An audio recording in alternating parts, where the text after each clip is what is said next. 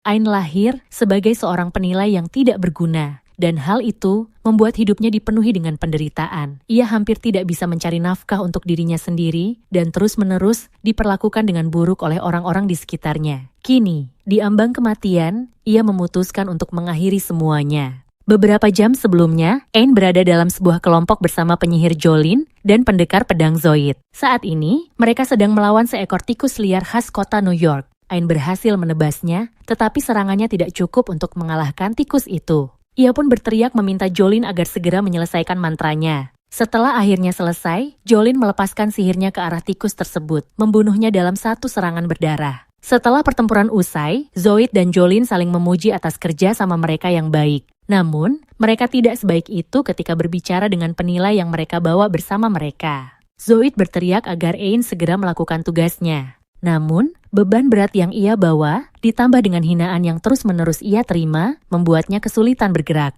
Akibatnya, Ain jatuh tersungkur ke tanah. Jelas sekali bahwa ia diperlakukan dengan buruk, tetapi meskipun begitu, ia tidak punya pilihan selain bangkit kembali dan menjalankan tugasnya sebagai seorang penilai kelas rendah. Di dunia ini, setiap orang diberi pekerjaan oleh Dewi Cahaya dan keterampilan oleh Dewi Kegelapan sejak lahir. Dengan mengasah keterampilan ini, seseorang dapat memperoleh berbagai kemampuan dan kekuatan. Namun, pekerjaan diwariskan secara turun-temurun, sehingga tidak bisa diubah. Pekerjaan ini dibagi menjadi beberapa tingkatan, langka, tinggi, umum, dan umum rendah. Seperti yang bisa dilihat, pekerjaan umum rendah adalah kasta terendah sampah berperingkat perunggu. Kebanyakan orang dengan kelas ini hanya bisa menjadi petani atau pedagang. Orang tua Ain dulu memiliki toko penilaian kecil untuk menghidupi keluarga mereka, tetapi mereka berdua meninggal tragis ketika Ain masih kecil. Ia pun harus bertahan hidup sendirian. Itulah sebabnya ia berakhir sebagai kuli angkut yang tidak dihargai bagi dua orang itu. Meskipun ia membenci pekerjaannya, ia tidak punya pilihan lain. Ain menggunakan keterampilan penilaiannya pada tikus yang telah mereka bunuh dan mengetahui bahwa itu adalah tikus peringkat F yang berarti hampir tidak berharga. Namun, giginya berperingkat D, sehingga cukup bernilai bagi Ain untuk mengambilnya. Ia mencoba membuka mulut tikus itu untuk mencabut giginya, tetapi rahang tikus tersebut sangat kaku, sehingga ini akan memakan waktu cukup lama. Zoid dan Jolene mulai tidak sabar karena Ain terlalu lama. Ia meminta sedikit bantuan agar bisa membuka mulut tikus itu lebih cepat. Namun, Zoid tersinggung karena Ain berani meminta bantuan, lalu melemparkan batu ke arahnya dan menyebutnya tidak berguna. Ain menatap Zoid dengan penuh kemarahan atas apa yang baru saja ia lakukan, tetapi sayangnya, ia tidak memiliki kekuatan untuk melawan. Zoid hanya menendangnya hingga terguling di lantai, dan Ain terpaksa meminta maaf serta memohon belas kasihan. Setelah merasa cukup puas, Zoid kembali bekerja mencoba membuka rahang tikus itu, sementara Jolene dan Zoid terus mengejeknya sebagai pengumpul sampah rendahan. Mereka benar-benar menikmati mempermalukannya. Pekerjaan sebagai penilai seperti dirinya sudah tidak dibutuhkan lagi. Jika seseorang ingin mengetahui nilai suatu barang, mereka bisa pergi ke guild dan menggunakan alat sihir untuk menilainya. Dengan kata lain, penilai tingkat rendah seperti Ain sudah tidak berguna lagi. Ain mendengar semua hinaan mereka dan tahu bahwa mereka benar. Keterampilan penilaiannya memang tidak ada gunanya, sehingga satu-satunya pekerjaan yang bisa ia lakukan hanyalah mengais-ngais bagian tubuh monster untuk orang-orang seperti Jolene dan Zoid. Begitu Ain selesai menyimpan gigi tikus itu di tasnya, Zoid mengingatkannya bahwa satu-satunya alasan mereka mau membawanya ke dalam kelompok adalah karena Zoid merasa jijik menyentuh hal-hal menjijikkan seperti itu. Zoid juga menegaskan bahwa Ain harus tahu tempatnya dan bertindak seperti budak sampah yang baik. Hidup telah memberikan Ain takdir yang buruk, tetapi ia harus melakukan apapun untuk bertahan hidup di dunia ini. Meskipun itu berarti menderita di tangan dua orang tersebut. Saat mereka berjalan melalui dungeon, Zoid melihat bangkai anjing neraka tergeletak di tengah jalan. Ia tidak berpikir panjang dan menganggap ini sebagai keberuntungan besar, karena mereka bisa menjarahnya tanpa harus bertarung. Ia segera menyuruh Ain untuk mulai mengambil barang dari bangkai itu. Namun, Ain memiliki akal sehat dan menyadari sesuatu yang tidak beres. Jika anjing neraka itu sudah mati sebelum mereka tiba, maka pasti ada sesuatu yang lebih kuat yang telah membunuhnya. Selain itu, anjing neraka seharusnya tidak muncul di area dungeon ini. Jadi jelas ada sesuatu yang salah. Namun, Zoid tidak mau mendengar argumen logis dari orang serendah Ain. Ia menyuruhnya tutup mulut dan segera bekerja. Sementara Ain melakukan pekerjaan kotor itu, Jolene dan Zoid mulai berbicara tentang bersenang-senang setelah mereka kembali ke kota, bahkan mereka bercanda tentang memaksa Ain menonton mereka. Namun, tiba-tiba mereka melihat bangkai anjing neraka kedua di ujung koridor. Mereka segera menyuruh Ain untuk mengambil bangkai itu juga. Namun, kali ini, Ain membeku dalam ketakutan. Menurut peta yang ia dapatkan dari Guild, seharusnya tidak ada koridor di sana. Ia merasa sesuatu yang buruk akan terjadi jika mereka terus maju. Namun, seperti sebelumnya, Zoid sepenuhnya mengabaikan peringatan Ain dan mulai berjalan ke dalam koridor tersebut. Ia mengatakan bahwa jika Ain terlalu takut untuk melanjutkan, ia boleh pergi sendiri. Tetapi ia tidak akan dibayar lagi karena telah menentang perintah pemimpin. Ain benar-benar terpojok saat ini.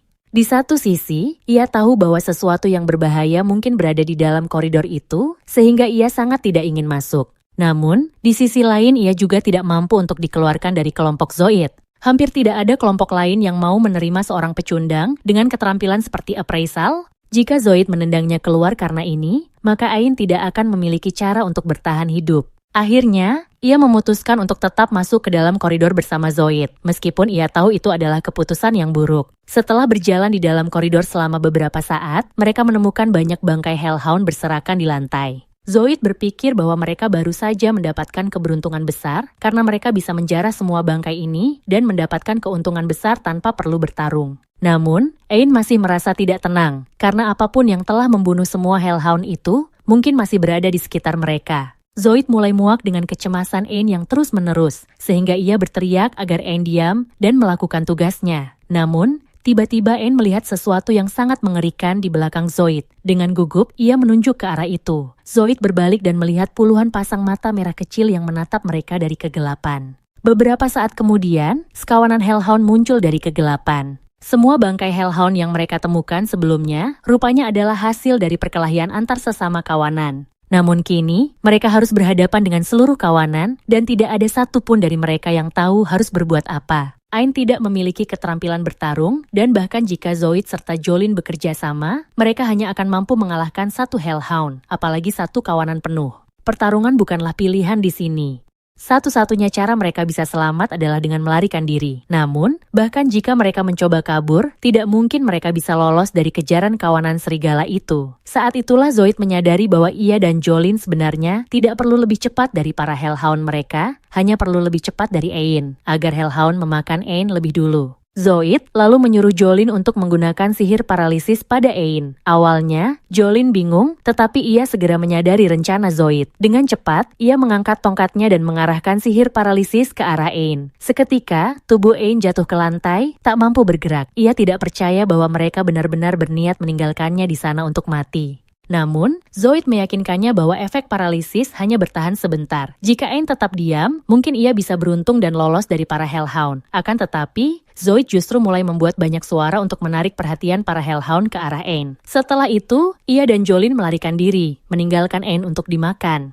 Para Hellhound langsung menerkam Ain, menggigit lengannya dan kakinya. Ia menjerit kesakitan, tetapi rasa sakit yang luar biasa itu justru membuat efek paralisisnya hilang. Ia kembali bisa bergerak. Dengan cepat, ia meraih sebuah batu dan menggunakannya untuk mengusir para Hellhound. Ia kemudian melempar ranselnya ke arah mereka. Meskipun tidak melukai para Hellhound, makanan di dalam ransel cukup untuk mengalihkan perhatian mereka, memberinya sedikit waktu untuk melarikan diri. Namun sayangnya, Ain segera menyadari bahwa Zoid dan Jolin telah menutup jalan keluar. Kini, benar-benar tidak ada cara baginya untuk melarikan diri. Ia tidak punya banyak waktu sebelum para Hellhound kembali mengejarnya. Saat itu, ia melihat ada koridor lain dan segera berlari ke sana. Sayangnya, koridor itu ternyata adalah jalan buntu yang besar. Harapannya kini benar-benar hilang. Ia tidak punya tempat untuk lari, dan suara langkah Hellhound semakin mendekat. Jika ia akan mati, ia lebih memilih untuk jatuh hingga tewas daripada dimakan hidup-hidup oleh monster-monster itu. Selama ini, ia selalu menyalahkan kegagalannya pada keterampilan appraisalnya, yang dianggap sampah. Namun, kini ia menyadari bahwa ia sebenarnya tidak pernah benar-benar berusaha mengatasi tantangan yang ia hadapi karena keterampilan itu. Meskipun ia baru menyadarinya sekarang, semuanya sudah terlambat untuk diubah. Suara benturan terdengar saat tubuh Ain menghantam tanah. Namun, meskipun seharusnya ia tewas seketika, ia justru jatuh tepat di atas sebuah pohon.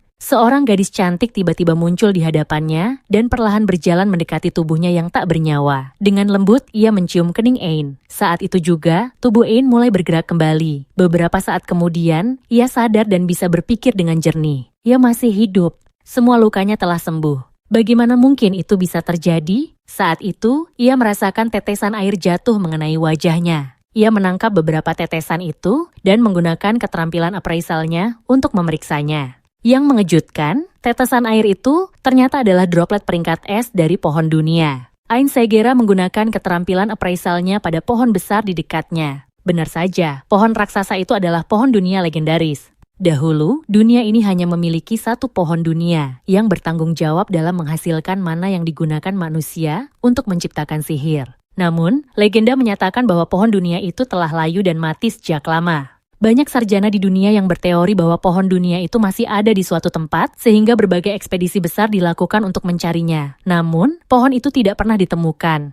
Kini, semuanya masuk akal. Tidak ada yang pernah menemukannya karena siapa yang akan menyangka bahwa pohon dunia ternyata tersembunyi di dasar sebuah dungeon. Ain menyadari bahwa pohon itu pasti telah menghidupkannya kembali, jadi dia berterima kasih kepadanya. Saat dia melakukannya, dia mendengar suara seorang gadis, tetapi jelas tidak ada orang lain di sana, jadi itu pasti hanya imajinasinya. Melanjutkan perjalanannya, Ain merasa bersyukur karena selamat dari jatuhnya. Tempat ini tampak cukup aman karena tidak ada monster di sekitar, tetapi dia harus memikirkan cara untuk kembali ke permukaan. Zo dan Jolin jelas tidak akan memanggil siapapun untuk menyelamatkannya. Ditambah lagi tidak ada makanan di sini, jadi dia akan kelaparan jika tidak segera kembali ke rumah. Dia menuju pintu keluar, tetapi sebelum pergi, dia sekali lagi mengucapkan terima kasih kepada pohon yang telah menyelamatkannya. Tempat ini jelas tidak ada dalam peta guild, jadi Ain tidak tahu apa yang bisa diharapkan dari sini. Musuh di tempat ini pasti lebih kuat daripada Hellhound yang hampir membunuhnya sebelumnya. Jadi dia merasa takut, tetapi dia tidak punya pilihan selain melanjutkan. Dia telah berhenti mencari alasan untuk dirinya sendiri, dan bertekad untuk melakukan apapun, demi bertahan hidup, seberapapun sulitnya itu. Ain melangkah keluar ke dalam dungeon. Namun, yang mengejutkannya, dia telah berjalan cukup lama, tetapi masih belum melihat tanda-tanda adanya monster. Dia sebenarnya merasa lega, karena itu berarti dia tidak perlu bertarung. Tapi tiba-tiba, dia merasakan hembusan angin di dekat wajahnya, dan dalam sekejap, telinganya sudah berada di lantai. Dia menjerit kesakitan dan mencoba meraih telinganya yang terpotong, tetapi dalam prosesnya, 2 jarinya ikut terpotong. Pelaku di balik penderitaan Ain adalah Gremlin peringkat S. Ain mulai panik, karena bahkan Hellhound yang hampir membunuhnya sebelumnya, hanya peringkat B, jadi dia sama sekali tidak memiliki peluang melawan monster ini. Gremlin itu mulai mengiris tubuh Ain. Kecepatannya terlalu tinggi untuk bisa diantisipasi, sehingga satu-satunya pilihan Ain adalah melarikan diri. Namun, saat dia berusaha kabur, Gremlin itu mengangkat sabitnya untuk menusuk dada Ain. Tapi sebelum itu terjadi, Gremlin tiba-tiba membeku di tempatnya, karena sesuatu yang jauh lebih menakutkan baru saja muncul. Gremlin itu langsung hancur, terinjak hingga mati oleh seekor Death Bear raksasa. Jika Ain tidak memiliki peluang melawan Gremlin, maka melawan Death Bear jelas bukan pilihan. Beruang itu mencakar wajah Ain, menghancurkan salah satu matanya. Saat Ain mencoba merangkak pergi, beruang itu menangkapnya dan mulai meremas tubuhnya, hingga darah menyembur keluar dari mulutnya. Death Bear itu hampir saja memakan Ain, tetapi di detik terakhir, kepalanya dipenggal oleh seorang wanita yang tampak kesal. Wanita itu sebenarnya membenci kenyataan bahwa dia baru saja menyelamatkan seorang manusia. Namun gadis itu terus memohon padanya untuk menolong Ain, sehingga dia tidak punya pilihan lain. Ain sekali lagi terkejut saat mendapati luka-lukanya telah sembuh. Ketika dia duduk, dia melihat gadis yang sebelumnya berbicara kepadanya sedang duduk di seberangnya. Ain masih mencoba memahami situasi ini. Tetapi tiba-tiba, seorang wanita muncul di belakangnya dan menuntut agar Ain menunjukkan rasa terima kasihnya dengan meminum teh yang telah disiapkan oleh gadis itu. Ain merasa bingung karena dia tidak melihat adanya teh. Namun, dia kemudian menyadari bahwa gadis bernama Yuri sedang memegang secangkir teh yang dibuat khusus untuknya. Ain ragu-ragu untuk meminum teh misterius itu yang bisa saja mengandung sesuatu yang aneh, tetapi Ursula memaksanya meneguk teh tersebut. Pada akhirnya, Ain tidak punya pilihan. Namun, ternyata teh itu sangat enak. Ain mengatakan hal itu kepada Yuri, dan gadis itu tampak sangat senang mendengarnya. Ain berpikir bahwa Yuri terlihat sangat imut saat bahagia, tetapi Ursula segera memperingatkannya bahwa dia akan menghapus keberadaannya jika dia memiliki satu pun pikiran tidak senonoh tentang Yuri. Ain langsung mengerti maksudnya. Jadi dia mengalihkan pembicaraan dengan menanyakan, apakah mereka berdua yang telah menyelamatkannya dari Death Bear. Ursula menjawab bahwa dia sama sekali tidak tertarik menyelamatkan manusia bau seperti Ain, tetapi Yuri terus memohon padanya untuk membantu, sehingga dia tidak punya pilihan lain. Ain berterima kasih kepada Yuri karena peduli padanya, dan Yuri menjadi sedikit malu. Namun, Ursula langsung menendangnya di wajah dan mulai menginjaknya karena berani menggoda putrinya. Ain terkejut mengetahui bahwa Ursula adalah ibu Yuri. Namun, sebenarnya Ursula adalah wali Yuri sejak pertama kali dia menanam akarnya di tempat ini. Yuri mungkin terlihat seperti manusia, tetapi dia sebenarnya adalah pohon dunia, salah satu dari 9 yang ada di dunia ini. Karena itulah, Ursula ditugaskan untuk menjaganya dan melindungi Yuri dari ancaman apapun. Ain terkejut mengetahui bahwa Yuri adalah roh pohon dunia. Namun, hal itu masuk akal baginya karena Yuri begitu cantik. Sayangnya, setelah dia mengungkapkan pemikirannya, Yuri kembali merasa malu, dan Ursula segera menendangnya ke tanah karena berani menatap Yuri dengan tatapan mesum. Ain meminta maaf, tetapi kemudian dia menyadari sesuatu, meskipun matanya telah dihancurkan oleh Death Bear, dia masih bisa melihat. Ursula menjelaskan bahwa dia telah menyembuhkannya menggunakan air mata pohon dunia. Namun, meskipun air mata pohon dunia memiliki kemampuan penyembuhan, mereka tidak bisa mengembalikan bola mata yang sudah hancur. Oleh karena itu, Yuri dengan murah hati meminta Ursula menggunakan bagian dari pohon dunia untuk menciptakan mata baru bagi Ain, agar dia bisa melihat kembali. Ain kembali merasa sangat bersyukur. Namun, dia mulai bertanya-tanya mengapa Yuri begitu peduli padanya, padahal mereka hampir tidak saling mengenal. Yuri kemudian memberitahunya bahwa alasannya adalah karena Ain berterima kasih kepadanya ketika dia jatuh ke tempat ini. Biasanya, meskipun hanya sedikit orang yang jatuh ke tempat ini, ada beberapa kejadian di mana orang-orang lain juga terjatuh. Yuri selalu menyelamatkan mereka, tetapi mereka tidak pernah berterima kasih padanya. Namun, berbeda dengan mereka, Ain adalah orang pertama yang mengucapkan terima kasih. Segera setelah orang-orang itu menyadari bahwa dia adalah pohon dunia, mereka dengan egois mulai mengumpulkan airnya dan bahkan mencabuti cabang serta daun Yuri untuk dijual demi keuntungan. Namun, Ain adalah orang pertama yang memperlakukannya dengan hormat sehingga dia menyukai Ain. Meskipun demikian, Ain seharusnya tidak berada di sini, jadi Ursula menyuruhnya untuk segera pergi. Yuri memohon kepada Ursula agar tidak mengusir Ain karena dia pasti akan mati jika kembali ke dalam dungeon. Namun, Ursula tidak peduli dengan apa yang akan terjadi padanya. Sebaliknya, Yuri peduli, sehingga dia memohon kepada Ursula untuk setidaknya mencari cara agar Ain bisa pulang dengan selamat. Sayangnya, Ursula tidak bisa berbuat banyak untuk membantunya. Sebagai penjaga pohon dunia, dia tidak boleh pergi terlalu jauh dari pohon, jadi mengantarnya ke permukaan bukanlah pilihan. Selain itu, sihir teleportasi tidak bekerja di dalam dungeon ini, jadi dia juga tidak bisa menggunakan itu.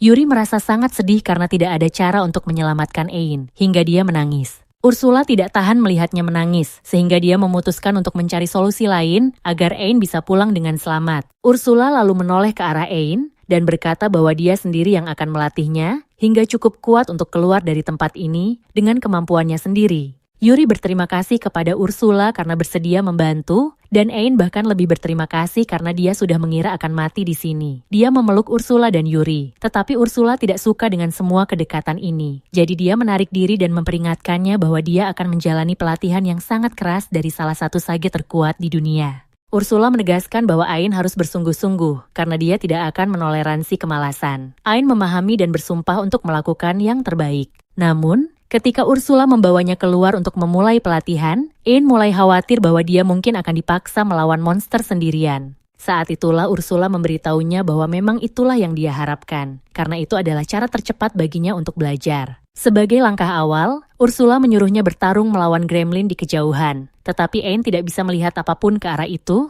Ursula mengingatkan bahwa matanya telah digantikan dengan bagian dari pohon dunia, jadi dia seharusnya bisa menggunakannya. Meski begitu, Ain tetap tidak bisa melihatnya. Ursula mengatakan bahwa Ain hanya kurang menyadari potensi sebenarnya dari mata roh pohon miliknya. Ain kemudian mengingat bagaimana dia kehilangan matanya dan bagaimana Yuri membantunya memulihkannya. Saat dia membuka matanya lagi, semuanya tampak jauh lebih terang.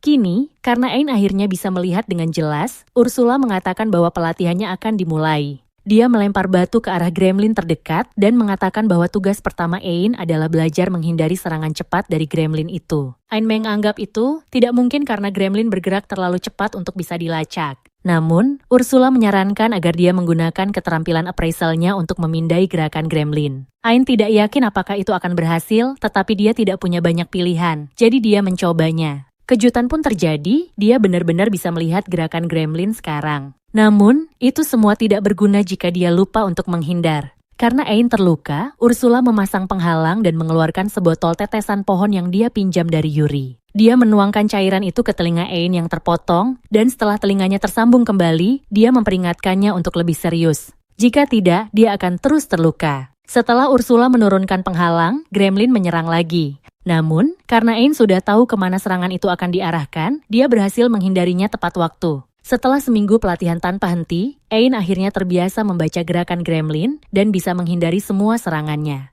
Dengan bangga, dia memberitahu Ursula bahwa dia telah menguasai teknik itu. Namun, karena lengah, Gremlin berhasil menyergapnya dari belakang dan mencakar punggungnya. Ursula menciptakan penghalang di sekitar mereka berdua untuk memberi mereka waktu istirahat. Dia tertawa melihat kesakitan Ain, tetapi dia mengakui bahwa Ain telah melakukan pekerjaan yang baik dalam menghindari serangan. Karena itu, dia menyatakan bahwa Ain telah lulus ujian pertama. Sekarang mereka akan beralih ke pelajaran berikutnya, mengalahkan Gremlin itu.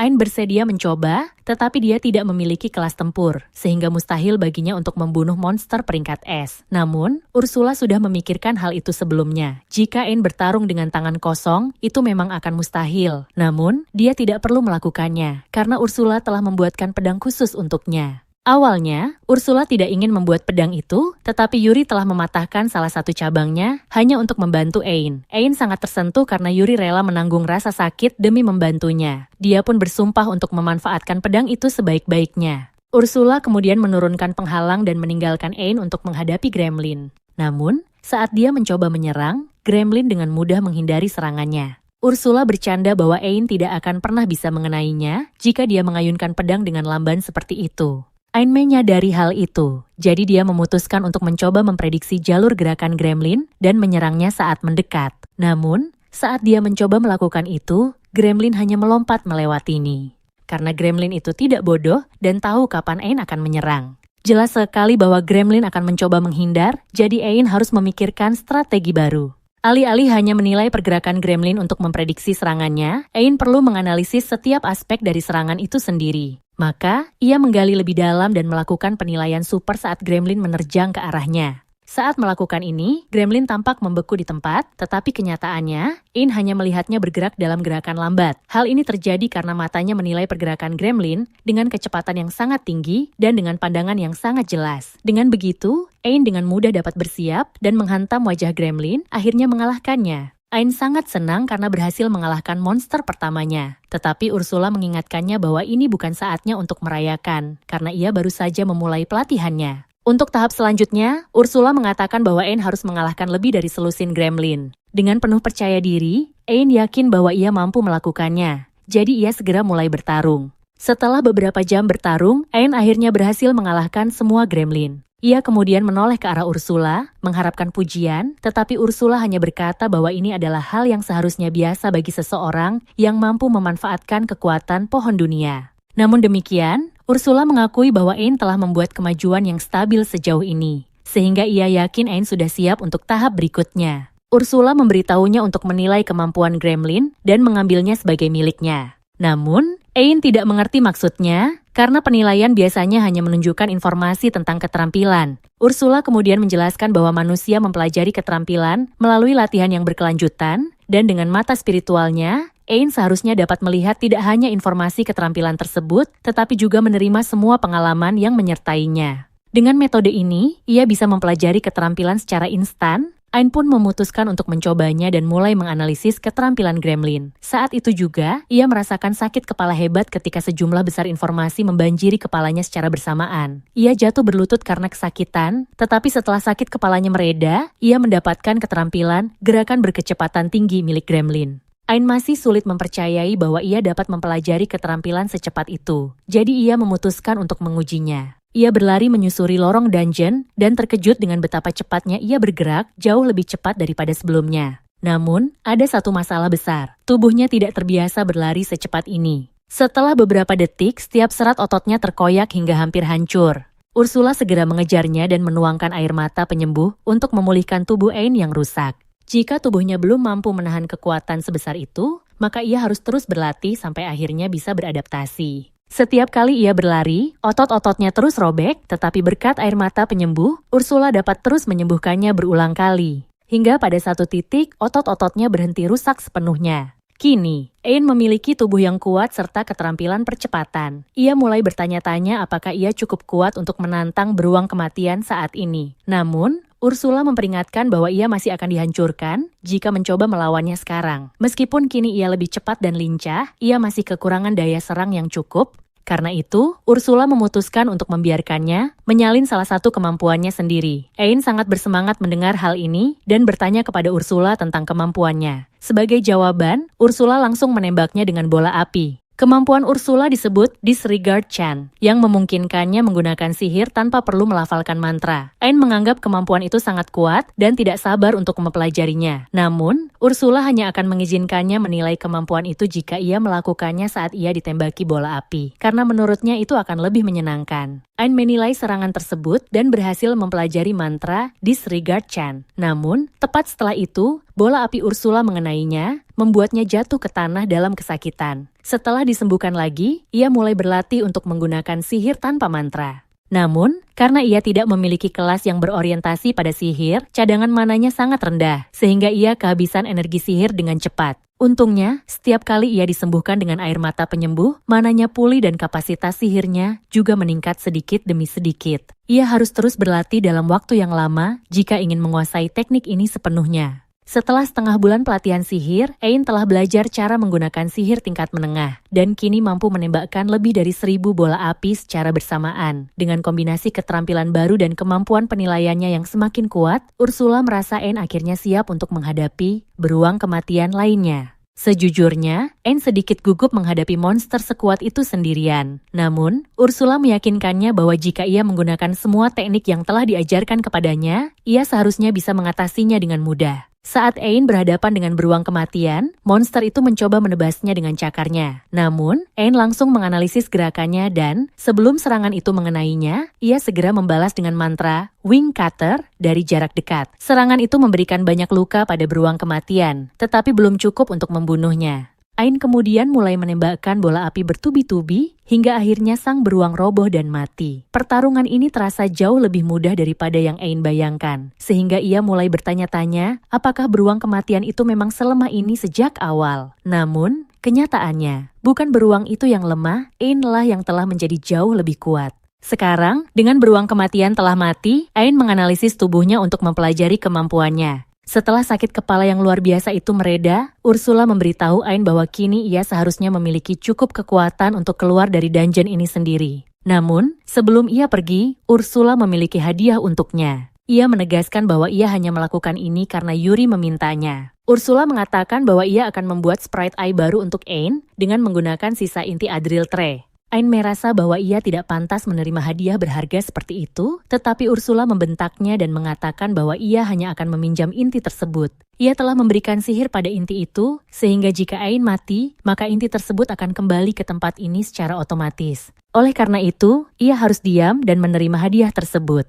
Ain tidak ingin berdebat lebih lanjut, jadi ia menundukkan kepalanya agar Ursula bisa menanamkan spirit core ke dalam matanya. Namun, setelah proses itu selesai, ia tidak merasakan perbedaan yang signifikan dari sebelumnya. Ursula memberitahunya bahwa tubuhnya memerlukan waktu untuk beradaptasi dengan Spirit God Eye miliknya, jadi ia tidak bisa langsung menggunakan kemampuannya. Meskipun begitu, Ain tetap bersyukur dan menoleh ke Yuri untuk berterima kasih atas hadiah tersebut, tetapi ia tidak dapat menemukannya dimanapun. Tiba-tiba, Yuri muncul kembali di hadapannya. Ain pun bertanya kemana ia pergi, dan Yuri menjelaskan bahwa ia baru saja berada di dalam matanya. Dengan inti World Tree di matanya, Ain kini pada dasarnya telah menjadi bagian dari World Tree itu sendiri, sehingga Yuri dapat dengan bebas keluar masuk matanya kapan saja. Yuri berjanji bahwa ia akan berguna bagi Ain karena ia dapat menyembuhkannya kapanpun ia terluka. Ain tentu saja menyukai ide ini, karena itu berarti ia bisa menghabiskan lebih banyak waktu dengan Yuri. Namun, ia bertanya kepada Ursula, apakah ia benar-benar baik-baik saja dengan hal ini. Sebagai jawaban, Ursula menendang wajahnya dan mengatakan bahwa ia jelas tidak ingin mempercayakan Yuri kepada pria tolol seperti Ain. Namun, Yuri telah terjebak di tempat ini sejak lahir dan belum pernah melihat dunia luar atau memiliki teman. Meskipun Ursula tidak menyukai Ain, setelah menghabiskan banyak waktu bersamanya, ia bisa melihat bahwa pemuda itu adalah anak yang baik. Oleh karena itu, ia ingin Ain membawa Yuri keluar dan menunjukkan dunia padanya. Ain merasa terhormat atas kepercayaan Ursula kepadanya, sehingga ia bersumpah untuk menjaga Yuri apapun yang terjadi. Ursula senang mendengarnya. Sebelum Ain pergi, Ursula memiliki hadiah lain untuknya. Ia meminta Ain untuk mengulurkan tangannya, dan saat Ain melakukannya, Ursula menanamkan sihir ke dalamnya. Ain bertanya apa yang ia lakukan, dan Ursula menjelaskan bahwa itu adalah mantra penyimpanan tanpa batas. Selama ia memiliki tanda itu, ia dapat menyimpan berbagai benda fisik di dalamnya. Hadiah pertama yang Ursula ingin ia simpan adalah Spirit Sword yang telah ia buat untuknya. Namun sebelum itu, ia tiba-tiba menusuk mata Ain. Ain terjatuh kesakitan, tetapi Yuri segera menyembuhkannya. Tepat sebelum matanya benar-benar sembuh, Ursula memasukkan Philosopher's Stone ke tenggorokannya, yang langsung menggantikan mata kanannya. Ain terkejut dan bertanya apa yang sebenarnya terjadi. Ursula menjelaskan bahwa Philosopher's Stone telah menciptakan hubungan permanen antara mereka, sehingga sekarang ia dapat melihat semua yang dilihat Ain. Oleh karena itu, Ain lebih baik tidak berpikir untuk melakukan hal-hal yang tidak pantas dengan Yuri. Hal ini tentu saja akan terasa canggung bagi Ain, tetapi di luar itu, ia telah siap sepenuhnya. Kini saatnya bagi Ain untuk meninggalkan dungeon ini. Sebelum pergi, ia bertanya kepada Yuri apakah ada sesuatu yang ingin ia lakukan setelah mereka mencapai permukaan. Setelah berpikir sejenak, Yuri mengatakan bahwa ia ingin bertemu dengan keluarganya. Ain tidak tahu bahwa Yuri memiliki keluarga selain Ursula. Ursula kemudian menjelaskan bahwa semua World Tree yang ada dulunya merupakan bagian dari satu World Tree yang sangat besar. Namun, pada satu titik inti-inti pohon tersebut terpecah dan disembunyikan di dungeon yang berbeda-beda. Akibatnya, Yuri tidak dapat bertemu dengan saudara-saudaranya selama bertahun-tahun.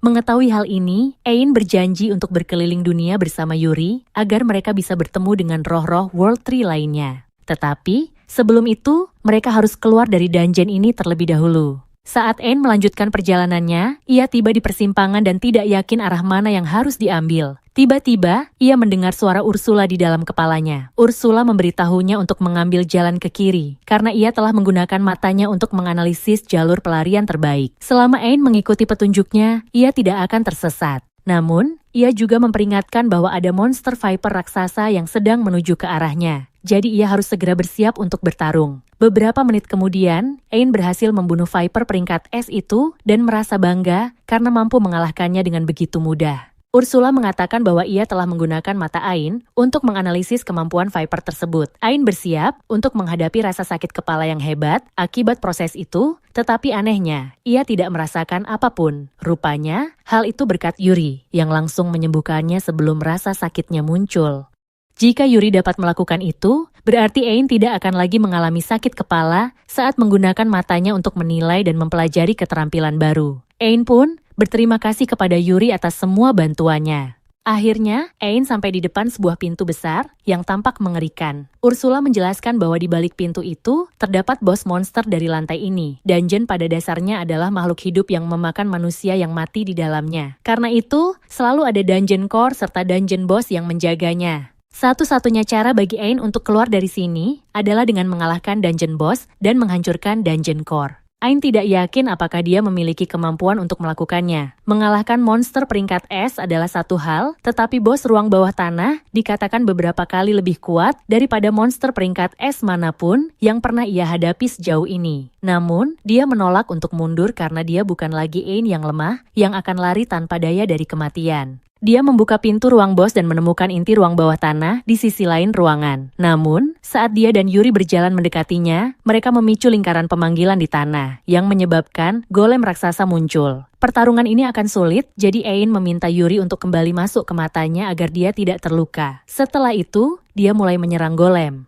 Dia menghindari serangan pertama golem dengan peningkatan kecepatannya, tetapi dia tidak akan bisa menghindari serangan kedua. Sebagai gantinya, dia bersiap menerima dampaknya dengan keterampilan kekuatan supernya. Saat menyentuh golem, dia juga mengaktifkan keterampilan racun yang diperolehnya dari Viper untuk melarutkan sebagian lengan golem. Racun itu berhasil memberikan banyak kerusakan pada golem, tetapi tidak cukup untuk mengalahkannya. Ursula lalu mengatakan bahwa dia memberi izin khusus untuk menggunakan mantra pamungkas yang telah dia ajarkan kepada Ain. Dia seharusnya memiliki cukup mana untuk melakukannya sekarang, dan bahkan jika dia pingsan, Yuri bisa segera menyembuhkannya. Jadi seharusnya tidak menjadi masalah. Karena tidak ada cara lain yang berhasil sejauh ini, Ain memutuskan untuk menggunakan mantra pamungkasnya dan melepaskan Nova Strike, menghantam golem dengan bola energi murni yang sangat besar. Setelah terkena mantra itu, hampir tidak ada yang tersisa dari golem. Yang mengejutkan, Ain bahkan tidak pingsan karena kelelahan mana. Yuri keluar untuk mengisi kembali mana Ain yang hilang dan memberi selamat padanya atas keberhasilannya mengalahkan golem. Namun, Ain tahu bahwa dia tidak akan bisa melakukannya tanpa bantuan Yuri. Jadi dia mengucapkan terima kasih padanya. Yuri sangat senang mendengarnya, tetapi Ursula kesal melihat betapa Yuri menyukai Ain. Ursula kemudian menyuruh Ain untuk segera menilai kemampuan golem. Setelah selesai, Ursula memberitahu Ain bahwa masih ada satu hal lagi yang perlu dia nilai dan memintanya untuk pergi ke inti ruang bawah tanah. Ain mengikuti instruksinya, dan saat dia menilai inti tersebut, Ursula tiba-tiba muncul di sebelahnya. Hal ini sangat mengejutkan Ain, karena dia mengira Ursula tidak bisa meninggalkan World Tree. Ursula mengonfirmasi bahwa dia masih terikat pada World Tree, tetapi karena seluruh inti World Tree berada di dalam mata Ain, tubuhnya kini secara praktis telah menjadi World Tree, sehingga Ursula dapat berteleportasi dalam jarak tertentu darinya. Terlepas dari itu, inti ruang bawah tanah ini beroperasi mirip dengan inti roh.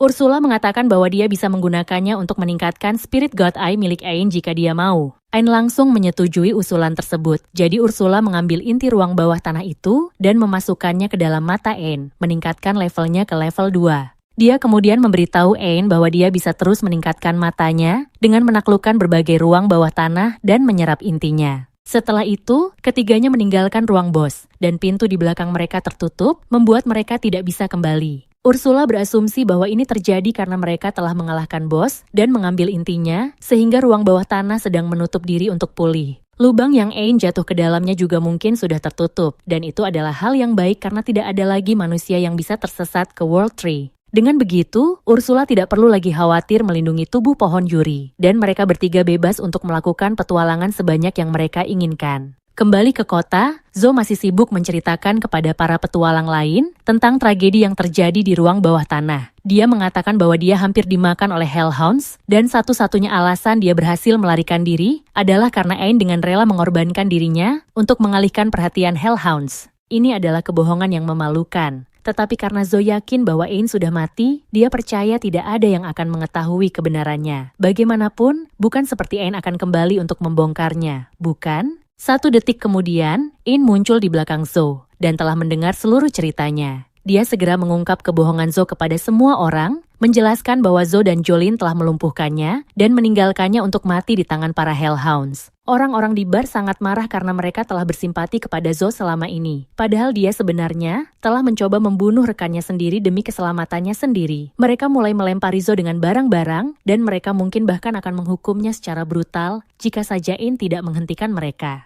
Meskipun dia masih kesal atas apa yang dilakukan Zo, Ain menyadari bahwa tanpa kejadian itu, dia tidak akan pernah memiliki kesempatan untuk bertemu dengan Yuri atau Ursula. Karena itu, dia sebenarnya bersyukur bahwa Zo adalah seorang bajingan. Sekarang setelah dia menghadapi Zo, Ain akhirnya bisa melanjutkan hidupnya. Dia dan yang lainnya kemudian menuju ke ruang bawah tanah rawa di dekat ibu kota. Setelah berhasil menaklukkannya, Ursula menggunakan inti ruang bawah tanah tersebut untuk meningkatkan mata Ain. Dengan peningkatan ini, Ain sekarang bisa membaca semua jenis tulisan. Meskipun dia senang dengan peningkatan ini, dia sedikit kecewa karena berharap menemukan World Tree di sana. Ursula memberitahunya bahwa menemukan World Tree tidak akan mudah karena banyak usaha telah dilakukan untuk menyembunyikannya. Ain kemudian meminta maaf kepada Yuri karena mungkin akan memakan waktu lebih lama dari yang dia perkirakan sebelum Yuri bisa bertemu kembali dengan keluarganya. Namun, Yuri mengatakan bahwa dia tidak keberatan karena dia bersenang-senang bersama mereka. Tepat saat itu, mereka mendengar suara seorang gadis menjerit. Yuri ingin membantu, jadi Ain segera berlari untuk menyelamatkan gadis itu.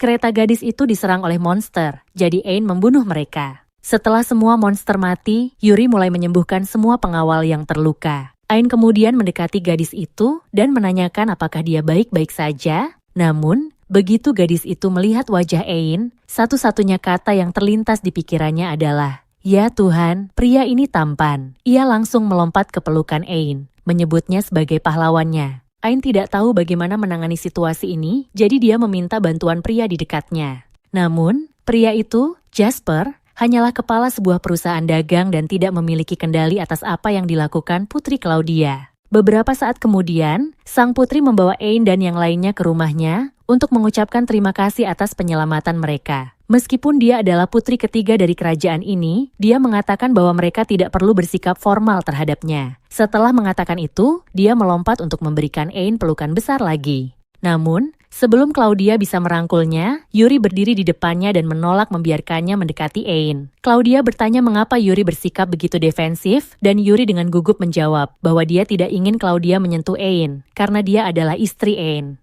Adegan kemudian beralih ke wajah Ain, yang jelas-jelas menunjukkan ekspresi seseorang yang baru menyadari bahwa dia telah menikah beberapa detik yang lalu. Namun, meskipun Yuri sudah menyatakan hal itu, Claudia tidak menyerah. Dia bahkan mengatakan bahwa dia tidak keberatan menjadi istri kedua Ain. Saat Claudia dan Yuri berdebat tentang Ain, Jasper datang dan mengatakan bahwa dia memiliki sesuatu yang ingin disampaikan kepada Ain. Ain bertanya tentang apa itu, dan Jasper dengan serius menyatakan bahwa dia ingin menikahi Ain. Itu sudah orang ketiga hari ini. Namun, sebelum Ain bisa merespons, Jasper memintanya untuk turun ke ruang bawah tanah karena ada sesuatu yang ingin dia tunjukkan. Jasper, kepala Geno Trading Company, sudah Ain kenal karena perusahaan itu adalah yang terkaya dan paling terkenal di bidang perdagangan. Jasper membawa mereka ke ruang perhiasannya dan menjelaskan bahwa dia telah mendedikasikan hidupnya untuk mengoleksi semua permata terindah di dunia. Dan hari ini, dia menemukan permata terindah dari semuanya. Jasper tahu bahwa mata Ain terbuat dari spirit core, karena dia telah banyak meneliti tentangnya. Dia jatuh cinta pada mata Ain sejak pandangan pertama dan meminta Ain untuk menikahinya agar dia bisa menatap mata Ain seumur hidupnya. Ain awalnya akan menolak, tetapi Ursula menariknya ke samping dan menyarankan agar Ain mempertimbangkan kembali. Jasper kemungkinan besar memiliki informasi tentang lokasi spirit core lainnya. Selain itu, Jasper kaya, jadi jika Ain menikahinya, dia akan memiliki akses ke semua sumber daya Jasper. Namun, Ain tidak tertarik menjadi gold digger, jadi dia bertanya apakah mereka bisa tetap berteman saja.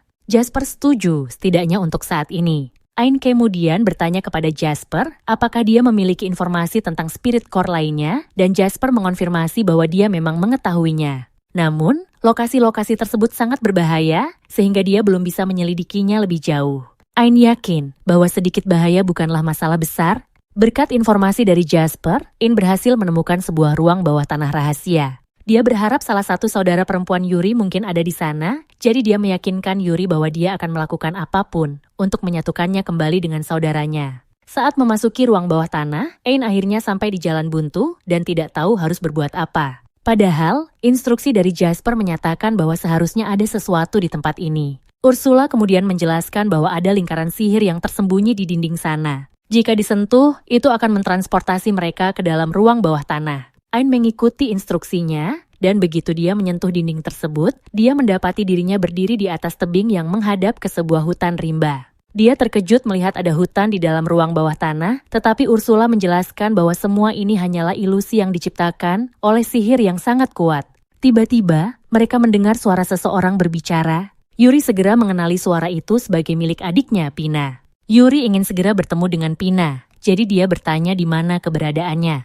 Namun, Pina berada di ujung ruang bawah tanah ini, sehingga mereka harus menaklukkannya untuk bisa sampai ke tempatnya. Ain merasa itu merepotkan, jadi dia bertanya apakah Pina bisa langsung mentransportasi mereka ke tempatnya. Sayangnya, Pina tidak bisa menggunakan sihir seperti itu. Ain pun menerima kenyataan bahwa dia harus menaklukkan seluruh ruang bawah tanah. Pina terkejut melihat kepercayaan diri sebesar itu dari seorang manusia biasa. Dia mengira Ain hanya menggertak, jadi dia memperingatkan bahwa dia telah memasang banyak jebakan di seluruh ruang bawah tanah ini. Tidak ada jaminan bahwa Ain tidak akan terluka jika terus maju. Ain sadar bahwa ini akan berbahaya, tetapi dia yakin bisa mengatasinya. Pina mulai tertarik pada Ain, tetapi dia tidak mempercayainya begitu saja. Sebaliknya, dia berencana menikmati saat-saat melihat Ain kesulitan melewati semua jebakannya. Faktanya, ada lubang jebakan tepat di depan Ain, dan Pina yakin Ain tidak akan menyadarinya dan akan jatuh ke dalamnya. Namun, Ain melihat jebakan itu dan dengan mudah melompati rintangan tersebut. Dia terus menghindari semua jebakan lain yang telah Pina siapkan. Pina mulai kesal karena dia sudah bekerja keras untuk memasang semua itu. Ain tidak mengerti mengapa Pina marah, karena tidak mungkin dia sengaja jatuh ke dalam jebakan yang bisa dia hindari. Namun, Yuri menjelaskan bahwa sejak dulu, Pina memang senang membuat lelucon ringan untuk menghibur orang lain. Ain tidak berpikir bahwa ada sesuatu yang tidak bersalah dalam hobi Pina, karena jebakan-jebakan ini benar-benar dapat membunuh seseorang. Pina menyela Ain, karena meskipun ia mungkin sadis, ia bukanlah orang jahat. Ia merancang ruang bawah tanahnya agar secara otomatis mengeluarkan orang-orang yang berada dalam bahaya maut, sehingga jebakannya tidak pernah membunuh siapapun, meskipun tetap dapat membuat mereka menderita. Pina lalu memberitahu Ain bahwa ia akan mengirim monster-monster yang sangat kuat untuk menghadapinya. Monster pertama segera mendekati Ain, itu adalah monster tumbuhan kelas es, Oron. Monster itu menyemprotkan gas ke arah Ain, dan Pina dengan nada mengejek memberitahu bahwa itu adalah gas tidur. Jadi Ain akan pingsan dalam hitungan detik. Namun, Ain tidak merasakan kantuk sedikit pun, karena ia memiliki keterampilan yang memberinya ketahanan terhadap semua efek status. Pina tidak percaya dengan apa yang terjadi, sehingga ia mengamuk karena Ain merusak kesenangan dalam ruang bawah tanahnya. Ain memahami mengapa Pina begitu frustrasi karena ia dapat menaklukkan ruang bawah tanah ini dengan begitu mudah, tetapi ia melakukan semua ini demi Yuri. Maka, ia menghunus pedangnya dan menebas Oron hingga tumbang. Setelah itu, ia menilai monster tersebut, tetapi ketika ia sedang lengah, sesuatu menghantam kepalanya. Tampaknya ada monster lain yang menyerangnya dari bayangan, tetapi Ain tidak dapat melihat apapun. Ursula berasumsi bahwa monster tersebut pasti menggunakan semacam keterampilan siluman untuk tetap tersembunyi. Namun, meskipun Ain tidak dapat melihatnya, itu tidak masalah karena ia memiliki kemampuan yang meniadakan semua serangan penyergapan. Selain itu, ia juga memiliki kemampuan lain yang meniadakan serangan biasa selama ia berdiri diam, sehingga ia hampir tidak bisa dikalahkan. Pina tidak percaya dengan apa yang ia dengar. Namun, meskipun monster silumannya tidak dapat melukai Ain, ia juga tidak dapat mengalahkan mereka jika tidak bisa melihat mereka. Itu mungkin benar, tetapi Ain memiliki mata khusus. Setelah beberapa saat, ia menganalisis lokasi monster-monster tersebut dan menggunakan sihir gravitasi untuk menyingkirkan mereka. Pina semakin frustrasi karena semua usahanya menjadi sia-sia. Namun, ia segera kembali percaya diri dan dengan penuh keyakinan menyatakan bahwa tidak mungkin Ain dapat mengalahkan monster berikutnya. Ia lalu mengirim Arachne dan Centaur, tetapi hanya dalam waktu 3 detik, Ain membunuh mereka seolah-olah itu bukan apa-apa. Setelah melihat itu, Pina akhirnya menyerah dan yakin bahwa Ain bukanlah manusia, karena tidak ada manusia yang seharusnya mampu membunuh 2 monster kelas es sekaligus. Sementara itu, kehidupan Zoid sebagai petualang hancur setelah Ain mengungkap kebusukannya. Saat Zoid kembali ke guild, semua petualang mulai menatapnya dengan penuh curiga, karena mereka semua tahu bahwa ia telah memanfaatkan Ain. Saat berada di sana, Zoid kebetulan bertemu dengan Jolene. Ia merasa lega karena berpikir bahwa Jolene tidak akan merendahkannya atas perbuatannya, mengingat Jolene juga terlibat. Namun, ia salah. Jolene berbalik melawan Zoid begitu ia menjadi orang buangan. Bahkan, ia berpura-pura menangis agar orang-orang percaya bahwa ia tidak bersalah. Ain lalu mengatakan kepadanya untuk berhenti berbohong dan mengingatkan semua orang bahwa Jolene lah yang telah melemparkan mantra untuk melumpuhkannya. Namun, Jolene hanya berkata bahwa ia tidak punya pilihan karena Zoid mengancamnya. Itu sudah cukup untuk membuat semua kesalahan dibebankan kepada Zoid. Zoid akhirnya diusir dari guild dan diingatkan bahwa tidak ada petualang yang mau bekerja sama dengannya lagi. Ia tidak memahami mengapa semua orang tiba-tiba memperlakukannya seperti orang buangan, karena ia yakin bahwa siapapun di guild pasti akan meninggalkan Ain sebagai umpan jika mereka dikepung oleh serigala. Ia menyalahkan Ain atas semua ini, karena jika saja Ain membiarkan dirinya mati, rahasianya tidak akan pernah terbongkar. Sekarang, Zoid percaya bahwa satu-satunya cara untuk memulihkan reputasinya adalah dengan menaklukkan ruang bawah tanah yang sulit seorang diri dan membuktikan kepada semua orang bahwa ia kuat. Ia memutuskan untuk mengambil misi peringkat C yang kebetulan berada di ruang bawah tanah yang sama dengan tempat Ain bertarung. Biasanya, misi peringkat C mustahil baginya, tetapi ia yakin bisa melakukannya. Saat itu, ia mendengar suara dari belakang dan langsung ketakutan, tetapi ternyata tidak ada apa-apa. Ia merasa lega karena mengira dirinya dalam bahaya. Namun, tanpa sengaja, ia menyentuh dinding yang langsung mentransportasikannya ke ruang bawah tanah rahasia, dan kini ia benar-benar dalam bahaya. Zoid menyadari bahwa tempat ini pasti ruang bawah tanah tersembunyi yang berisi monster kuat. Namun, kepercayaan dirinya masih tinggi, sehingga ia yakin bisa mengatasinya. Setidaknya, itulah yang ia pikirkan. Namun, setelah hanya 2 langkah, ia terperangkap dalam jebakan lubang dan hampir mati. Beruntung baginya, Pina tidak berbohong ketika mengatakan bahwa ia tidak suka membunuh orang. Zoid akhirnya ditransportasikan kembali keluar dan mendengar pengumuman dari Pina yang menyatakan bahwa ia bisa mencoba lagi jika mau. Setelah menyadari bahwa ia tidak bisa mati di dalam ruang bawah tanah, Zoid berpikir bahwa ini mungkin kesempatannya untuk membuktikan dirinya. Ia bisa terus mencoba berulang kali, sampai cukup kuat untuk menyelesaikan ruang bawah tanah ini. Ia masuk kembali, dan terus jatuh ke dalam jebakan, hingga akhirnya ia berhasil mencapai area terbuka di dalam hutan. Namun, keadaannya tidak menjadi lebih baik, karena ia justru berhadapan langsung dengan monster kadal raksasa kelas S. Ia segera terluka parah. Pina menganggap ini menghibur, tetapi tetap tidak ingin ada yang mati di ruang bawah tanahnya. Ia menawarkan untuk mentransportasi Zoid keluar, tetapi Zoid menolak untuk menyerah. Namun, kemudian Ain lengannya terhimpit, sehingga ia menjerit kesakitan yang luar biasa hingga lupa untuk menyerah. Kadal itu bersiap menyerangnya lagi, tetapi sebelum sempat melakukannya, Ain muncul di hadapannya, dan membunuh kadal tersebut dalam satu serangan. Ain terkejut bahwa seseorang bisa membunuh monster peringkat S dengan begitu mudah. Namun, ia tidak menyadari bahwa orang yang baru saja menyelamatkannya adalah Ain. Ketika keduanya saling menatap, Ain bertanya kepada Zoid apa yang ia lakukan di sana, dan Zoid pun menanyakan hal yang sama. Ain menjelaskan bahwa ia berada di sana karena berencana untuk membersihkan ruang bawah tanah ini, dan saat ini Zoid justru menghalangi jalannya. Meskipun Ain tidak menyukai Zoid, ia tetap meminta Yuri untuk menyembuhkan lengannya. Akibatnya, Zoid pingsan sehingga Pina dapat mentransportasinya keluar dari ruang bawah tanah. Setelah itu, Ain melanjutkan perjalanan dan akhirnya tiba di depan pintu ruang bos.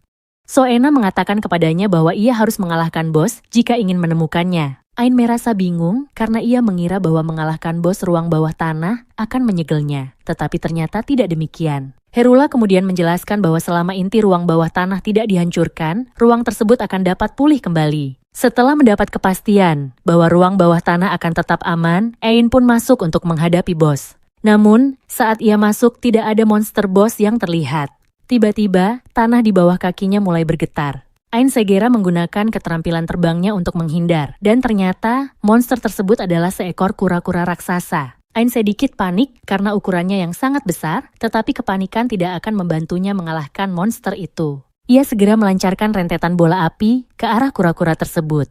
Namun, saat asap menghilang, tidak ada kerusakan sama sekali pada kura-kura itu.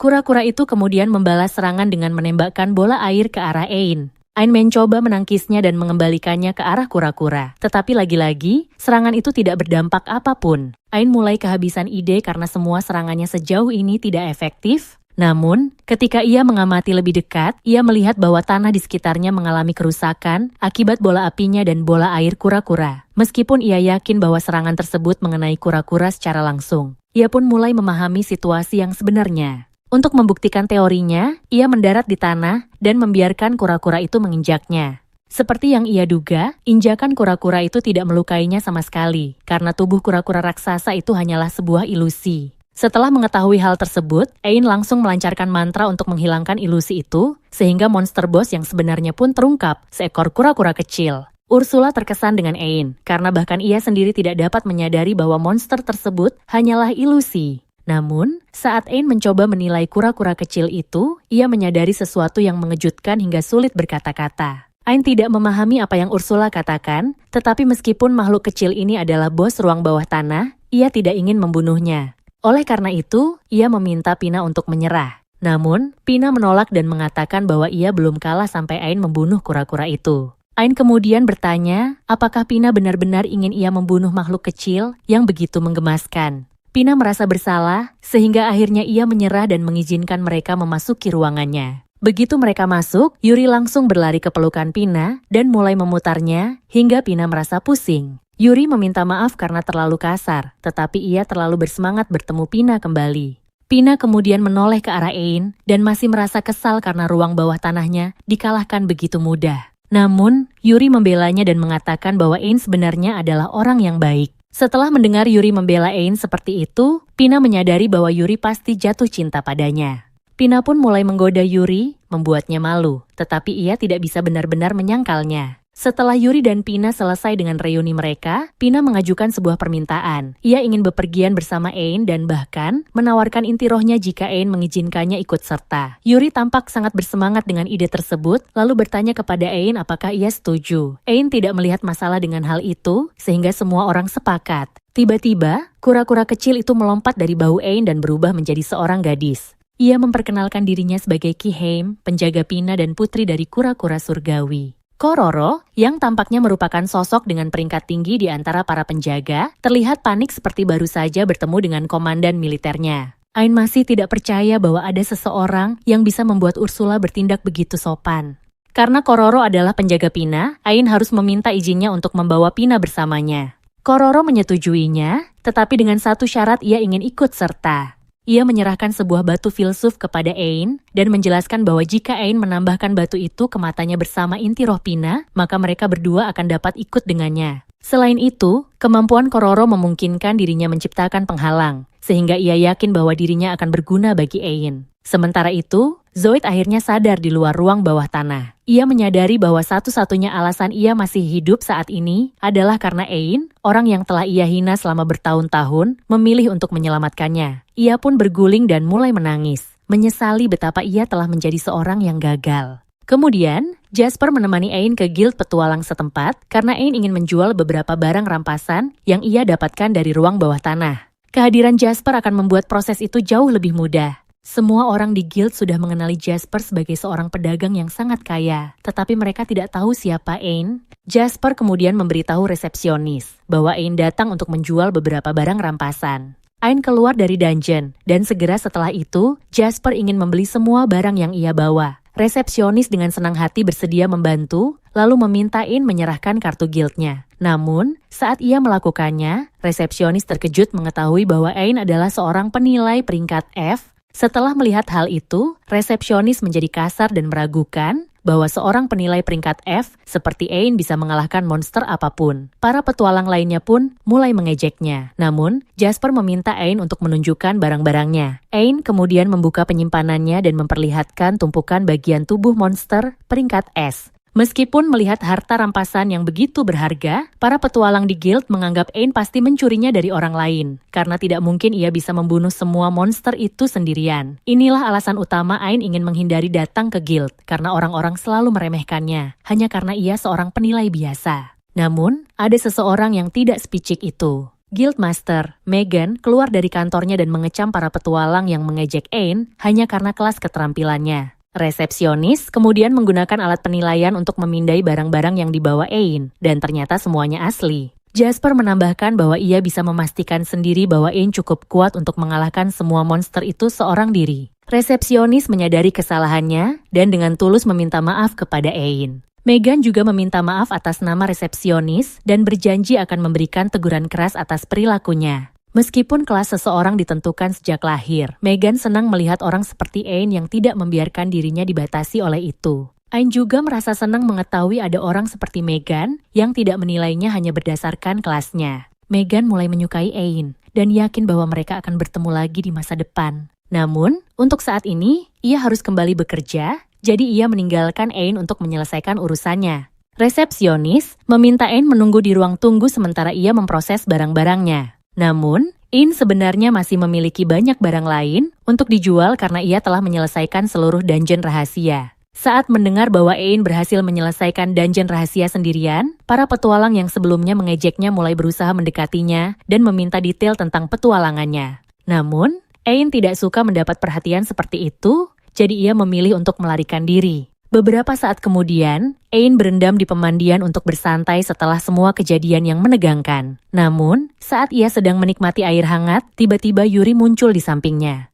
Butuh beberapa saat bagi Ain untuk menyadarinya, tetapi ketika akhirnya ia sadar bahwa Yuri ada di dalam bak mandi bersamanya, ia langsung panik. Ia berenang menjauh dengan gugup, tetapi Yuri tidak mengerti mengapa Ain bersikap begitu canggung, karena mereka selalu bersama. Tak lama kemudian, Pina muncul dan mulai bercanda bahwa Ain pasti dikuasai oleh nafsu setelah melihat Yuri tanpa busana. Ain segera membantahnya. Lagi pula, Yuri dan Pina seharusnya tidak berada di sini karena ini adalah pemandian pria. Namun, Pina mengingatkannya bahwa ia dan Yuri adalah roh, jadi mereka tidak perlu mengikuti aturan manusia. Pina kemudian bertanya apakah Ain malu karena memikirkan hal-hal mesum tentang Yuri. Tetapi Ain kembali menyangkalnya. Untuk membuktikan pikirannya murni, ia mencoba menjaga kontak mata dengan Yuri. Namun, matanya tanpa sadar melirik ke arah dada Yuri, dan pikirannya langsung kosong. Tiba-tiba, Ursula muncul, dan ia tidak senang melihat Ain menatap tubuh Yuri. Ia mengancam akan menghancurkan Ain dengan sihir terkuatnya, jika ia berani menyentuh Yuri.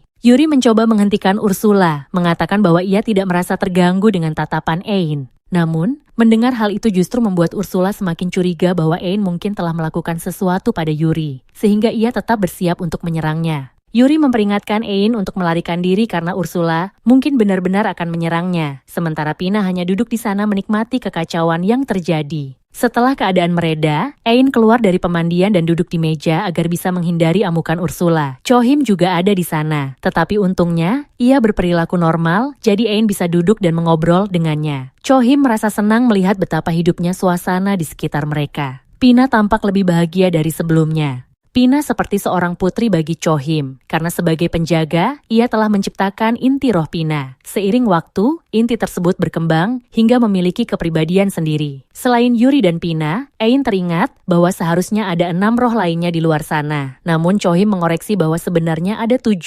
Ain bingung karena ia mendengar bahwa pohon Drizzle pertama telah layu bertahun-tahun yang lalu. Namun, meskipun begitu, Chohim mengungkapkan bahwa inti roh dari pohon pertama, Akitna, masih ada di luar sana, meskipun tidak ada yang tahu di mana keberadaannya. Hal yang sama juga berlaku untuk roh pohon lainnya. Ain menyadari bahwa menemukan mereka semua akan menjadi tugas yang sulit. Namun, itu tidak berarti ia akan menyerah, karena tujuannya adalah membuat Yuri bahagia dan menyatukannya kembali dengan keluarganya. Keesokan harinya, Megan datang ke mansion Jasper untuk mencari Ain karena ia memiliki permintaan khusus. Ain bertanya mengapa Megan memilihnya, karena ia bisa meminta siapapun dari guild. Namun, Megan menjelaskan bahwa misi ini hanya bisa dilakukan oleh Ain. Dia bertanya kepada Ain apakah dia tahu sesuatu tentang Behemoth, tetapi Ain belum pernah mendengarnya sebelumnya. Maka, dia pun menjelaskan bahwa Behemoth adalah salah satu naga legendaris yang dipanggil oleh Raja Iblis Mikarin. Setelah Mikarin disegel, naga itu bersembunyi. Tetapi baru-baru ini muncul kembali dan anehnya hanya menyerang para pedagang yang melewati daerah tersebut. Karena itulah Megan datang untuk secara resmi memberikan misi peringkat SS guna mengalahkan Behemoth. Misi ini sangat berbahaya dan bisa saja merenggut nyawa Ain, sehingga Megan akan memahami jika dia menolak. Namun, sebelum Megan selesai berbicara, Ain langsung menyatakan bahwa dia akan melakukannya. Dia segera berangkat menuju padang pasir, tempat Behemoth terakhir kali terlihat. Ursula kemudian menilai lokasi naga tersebut, sehingga dia tahu persis di mana keberadaannya. Namun, sebelum Ain bertarung, Ursula memperingatkannya bahwa Behemoth dapat menyerap serangan sihir, serta mampu menggunakan angin untuk melancarkan serangan yang dapat membelah ruang itu sendiri. Ain memperhatikan peringatan tersebut, tetapi kemampuan Behemoth dalam menyerap sihir berarti dia harus mengandalkan serangan pedangnya sebagai gantinya. Namun, sebelum itu, Ain perlu menarik perhatian Behemoth terlebih dahulu, karena naga itu sedang tidur jauh di bawah pasir. Dia memutuskan untuk menggunakan teknik Noah guna menghancurkan sebagian besar tanah dan memaksa Behemoth keluar ke permukaan. Naga itu tidak senang karena telah diganggu. Selama hidupnya yang panjang, Behemoth belum pernah mengalami kekalahan, karena dia secara pribadi diciptakan oleh Raja Iblis untuk menjadi sangat kuat. Dia telah memusnahkan seluruh pasukan manusia dan tidak pernah menemukan lawan yang layak untuk menantangnya. Pada suatu titik, dia mulai bosan bertarung. Meskipun Ain mungkin tidak tampak mengesankan, Behemoth mengakui bahwa manusia itu memiliki akses ke sihir yang cukup kuat. Namun, itu tidak masalah karena sihir tidak akan berguna melawan Behemoth. Naga itu kemudian bertanya siapa Ain sebenarnya hingga berani menantangnya. Ain memperkenalkan dirinya sebagai seorang pria biasa yang datang untuk membunuhnya. Behemoth menganggap ini sebagai lelucon karena tidak mungkin seorang manusia seperti Ain bisa mengalahkannya. Namun, melihat Ain yang begitu percaya diri, Behemoth memutuskan untuk mengujinya. Dia mengatakan bahwa dirinya diciptakan oleh Raja Iblis untuk menjadi makhluk terkuat. Namun, jika Behemoth adalah ciptaan terbaik Raja Iblis, maka Raja Iblis pasti tidaklah sekuat yang dikira. Ucapan Ain membuat Behemoth murka, sehingga dia menembakkan beberapa peluru helix ke arahnya. Namun, Ain cukup cepat untuk menghindari serangan tersebut. Karena Behemoth adalah naga bumi, dia mengatakan bahwa tidak ada tempat bagi Ain untuk melarikan diri di padang pasir. Dia kemudian menginjak tanah, menciptakan jebakan pasir untuk menjebak Ain. Namun, Ain menggunakan keterampilan akselerasinya untuk mempercepat gerakan dan mendekati Behemoth. Begitu cukup dekat, dia langsung menebas lengan naga itu. Behemoth mulai menyadari bahwa Ain mungkin benar-benar ancaman yang serius. Menyadari bahaya, Behemoth mengubah taktik dan menyelam ke dalam pasir. Saat berenang di dalam pasir, dia sepenuhnya tidak terdeteksi dari permukaan, sehingga Ain tidak tahu dari mana serangan berikutnya akan datang. Begitu dia lengah, Behemoth melompat keluar dari bawahnya dan langsung menelannya bulat-bulat. Behemoth tertawa, merasa telah membuktikan superioritasnya atas manusia bodoh yang menantangnya. Namun, dia merayakan kemenangannya terlalu cepat. Dalam sekejap, wajahnya meledak. Behemoth tidak mengerti bagaimana ini bisa terjadi, tetapi dia menyadari bahwa dia salah menilai Ein. Yang mengejutkan, dia bahkan tidak marah karena kalah, sebab Ein ternyata adalah lawan yang layak. Sebelum akhirnya mati, dia meminta Ein menjelaskan bagaimana dia berhasil melakukannya. Ein menjelaskan bahwa dia menyadari kemampuan penyerapan sihir Behemoth hanya bekerja pada bagian luar tubuhnya. Oleh karena itu, dia hanya perlu mengaktifkan sihir tingkat tinggi saat berada di dalam mulut naga itu. Namun, Behemoth masih penasaran bagaimana Ein tidak ikut terbunuh dalam ledakan tersebut. Ein dengan santai menjelaskan bahwa dia hanya perlu memasang penghalang pelindung untuk melindungi dirinya dari ledakan. Behemoth akhirnya menyadari bahwa selama bertahun-tahun, dengan kemenangan mudah, dia telah menjadi terlalu arogan. Namun, saat nyawanya perlahan memudar, dia merasa puas dengan segalanya dan menerima kekalahannya. Ein merasa sedikit kasihan pada Behemoth karena dia hanya membunuh manusia karena diciptakan seperti itu oleh Raja Iblis. Namun, pada akhirnya Behemoth tetap membunuh banyak orang, sehingga Ein tidak bisa membiarkannya hidup. Ursula lalu menyuruhnya untuk segera menilai keterampilannya sekarang setelah pertarungan selesai. Setelah pertempuran berakhir, semua orang datang untuk memberi selamat kepada Ein atas kemenangannya. Setelah kembali, Ein dipanggil ke istana kerajaan untuk suatu alasan. Saat menunggu, sang putri datang menemuinya dan meminta maaf karena jarang mengunjunginya, meskipun dia adalah istri keduanya. Namun, Ein mengingatkan bahwa mereka sebenarnya tidak menikah. Putri itu mengabaikan ucapannya dan memberitahu Ein bahwa dia diundang ke sana karena ayahnya ingin bertemu dengannya. Saat berbicara tentang ayahnya, raja pun tiba. Ein merasa terintimidasi oleh raja yang memiliki aura mengancam, sehingga dia berusaha bersikap sopan.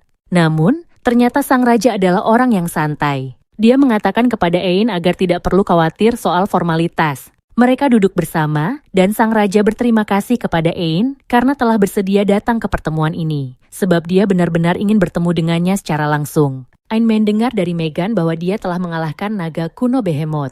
Sebagai raja negeri ini, adalah tugasnya untuk memberikan penghargaan yang layak. Namun, Ein menolak hadiah tersebut, mengatakan bahwa dia tidak membutuhkannya. Meskipun begitu, mengalahkan Behemoth bukan satu-satunya perbuatan heroiknya. Dia juga telah menyelamatkan sang putri ketika keretanya diserang. Oleh karena itu, sebagai ayahnya, sang raja merasa harus berterima kasih kepadanya. Ein kemudian mengatakan bahwa jika ada seseorang yang harus diberi ucapan terima kasih, maka itu adalah Yuri. Karena tanpa bantuannya, dia tidak akan bisa menjadi sekuat sekarang. Mendengar hal itu, sang raja juga mengucapkan terima kasih kepada Yuri. Namun, Yuri masih merasa canggung berbicara dengan orang lain selain Ein, sehingga dia bersembunyi di belakangnya. Sang raja mengatakan bahwa dia cukup pandai menilai karakter seseorang dan dapat melihat bahwa Ein bukanlah orang yang akan membiarkan kekuatan membuatnya lupa diri. Karena masih memiliki banyak urusan, sang raja harus mengakhiri pertemuan mereka untuk hari ini. Namun, sebelum pergi, dia memberikan sebuah hadiah kepada Ein, sebuah jam tangan dengan lambang keluarga kerajaan yang terukir di atasnya. Dengan benda itu, Ein dapat pergi kemanapun di kerajaan tanpa hambatan. Ein ragu untuk menerima hadiah berharga tersebut, tetapi ia menyadari bahwa benda itu dapat membantunya menjelajahi tempat-tempat yang biasanya terlarang, yang mungkin membantunya menemukan keluarga Yuri. Akhirnya, dia menerima hadiah tersebut dengan penuh rasa syukur.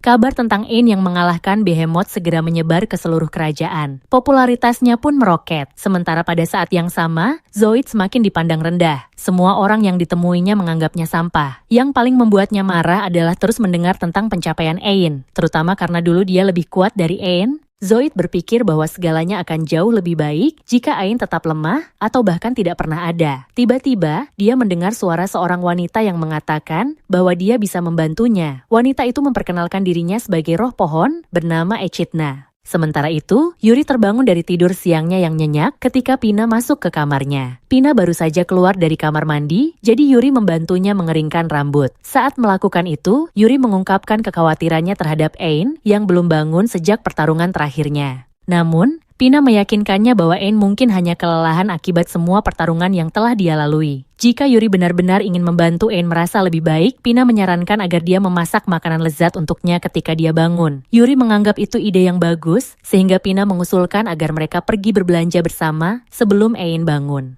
Namun, Yuri ragu untuk pergi keluar tanpa Ein karena berpotensi berbahaya. Tetapi, apa kemungkinan sesuatu yang buruk terjadi hanya karena mereka pergi tanpa Ein satu kali saja? Sementara itu, Ain masih terbaring di tempat tidur, mengalami mimpi buruk. Dia melihat kilas balik kehidupannya dulu sebagai bawahan Zoid dan bagaimana dia selalu diperlakukan seperti sampah, tidak peduli apapun yang dia lakukan. Setiap kali Zoid menghina atau memperlakukannya dengan buruk, dia hanya menerimanya dengan senyuman bodoh di wajahnya. Kemudian, dia melihat gambaran dirinya dimakan hidup-hidup oleh anjing neraka. Dia menyadari bahwa itu akan menjadi nasibnya jika dia tidak bertemu Yuri dan Ursula. Rasa tidak amannya kemudian mewujud menjadi bayangan dirinya yang lebih lemah, yang mengatakan bahwa tidak peduli seberapa keras dia berusaha, dia tidak akan pernah bisa mengubah jati dirinya yang sebenarnya. Ain terbangun dengan teriakan, menemukan Ursula duduk di samping tempat tidurnya. Ursula mengatakan bahwa dia telah tertidur cukup lama, sehingga Yuri dan Pina mulai khawatir. Mendengar itu, Ain bertanya di mana mereka. Ursula memberitahu bahwa Yuri dan Pina sedang pergi berbelanja bersama, yang membuat Ain cemas karena dia merasa tidak aman bagi mereka untuk keluar tanpa perlindungan. Namun, Ursula meyakinkannya bahwa dia sedang melacak lokasi mereka secara real time. Jadi jika sesuatu terjadi, mereka bisa segera datang untuk membantu. Untuk saat ini, dia menyarankan Ain untuk beristirahat lebih lama karena jelas dia mengalami mimpi yang sangat buruk. Ain kemudian menceritakan tentang mimpinya dan menyadari bahwa jika dia tidak bertemu dengan Ursula dan Yuri, atau jika Yuri tidak meyakinkan Ursula untuk membantunya, maka dia sudah lama menjadi santapan monster. Dia merasa bahwa semua yang dia capai hanyalah hasil keberuntungan, dan di lubuk hatinya, dia masih merasa dirinya tidak lebih dari seorang penilai barang yang tak berguna. Sementara itu, Zoid masih tidak percaya dengan tawaran Echidna. Dia bertanya apakah dia benar-benar serius ingin membantunya membalas dendam kepada Ain. Echidna kemudian menjelaskan tentang Spirit Eyes, mata roh, dan mengatakan bahwa satu-satunya alasan Ain bisa menjadi sekuat sekarang adalah karena dia diberikan mata roh itu. Dengan kata lain, dia mungkin tidak perlu berusaha keras untuk mencapai kekuatannya. Mendengar itu, Zoid akhirnya memahami situasinya. Dia merasa tidak adil bahwa orang seperti Ain bisa melampauinya hanya karena diberi mata roh. Saat itulah Echidna menawarkan sesuatu yang tidak bisa dia tolak. Apakah dia ingin memiliki mata roh miliknya sendiri? Begitu mendengar tawaran itu, Zoid langsung menerimanya dengan penuh semangat. Setelah dia menyetujuinya, Echidna menciptakan mata roh di tangannya, dan kemudian menancapkannya ke dahi Zoid. Dia merasakan rasa sakit yang luar biasa saat tubuhnya mulai bermutasi. Ketika transformasinya selesai, Zoid telah berubah menjadi monster. Tapi dia adalah monster yang kuat, jadi dia baik-baik saja dengan hasil ini, dan langsung melompat ke udara untuk menguji kekuatan barunya. Tubuhnya terasa jauh lebih ringan dari sebelumnya, jadi dia mulai berlari melintasi atap untuk melihat seberapa lincah dirinya sekarang. Namun, saat melakukan ini, dia akhirnya melihat Jolin bersama pacar barunya. Zoid adalah orang yang pendendam, jadi dia masih menyimpan dendam terhadap Jolin karena telah meninggalkannya. Dia melompat turun dan langsung menggigit kepala pacarnya hingga putus. Sambil mengunyah kepala pacar Jolin, Zoid mengejeknya dengan bertanya siapa yang akan dia minta perlindungan sekarang. Jolin menyadari bahwa monster itu adalah Zoid, jadi dia mulai memohon untuk hidupnya karena dia benar-benar tidak ingin mati. Namun, Zoid tetap menggigit kepalanya hingga putus. Di seberang kota, Pina dan Yuri sedang berjalan bersama ketika tiba-tiba mereka mendengar suara benturan keras.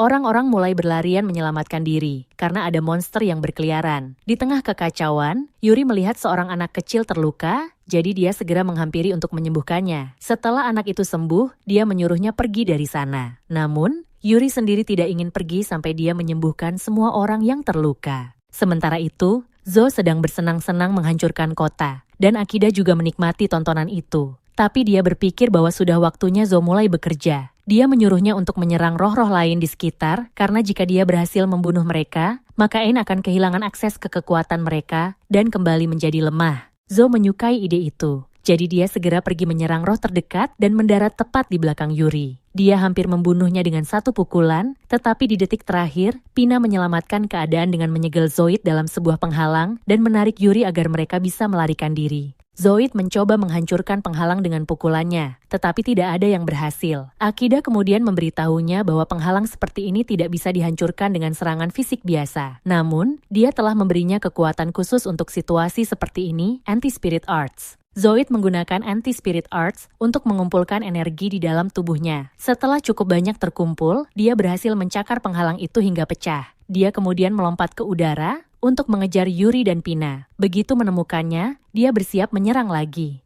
Pina mencoba bertahan dengan penghalang lain, tetapi Zoid dengan mudah menghancurkannya. Kali ini, Pina tidak bisa mempercayai bahwa Zoid mampu menembus pertahanannya dengan begitu mudah. tanpa cara lain untuk bertahan, dia menjadi ketakutan. Yuri mencoba melindungi Pina dengan berdiri di depannya, tetapi dia justru tertangkap. Zoid bermaksud membunuhnya saat itu juga, tetapi di detik terakhir, Ain muncul dan menyerang Zoid, memaksanya melepaskan Yuri. Ain dan Ursula meminta maaf karena datang terlambat. Namun, untuk saat ini, Ain mengatakan bahwa semua orang harus masuk ke dalam Eye of the Spirit karena tempat ini tidak aman. Dia mencoba menilai monster itu, tetapi tidak bisa melihat informasi apapun karena ada sihir penyamaran yang sangat kuat. Bahkan Spirit God Eyes milik Ain tidak bisa menembusnya. Ursula mulai bertanya-tanya siapa yang bisa berada di balik semua ini. Monster itu menyerang Ain, tetapi dia berhasil menangkisnya dan menghempaskannya ke kejauhan. Saat monster itu kembali menyerang, Ain mencoba menggunakan penghalang untuk menahan serangan berikutnya. Namun, seperti yang terjadi pada Pina, monster itu dengan mudah menghancurkan penghalangnya.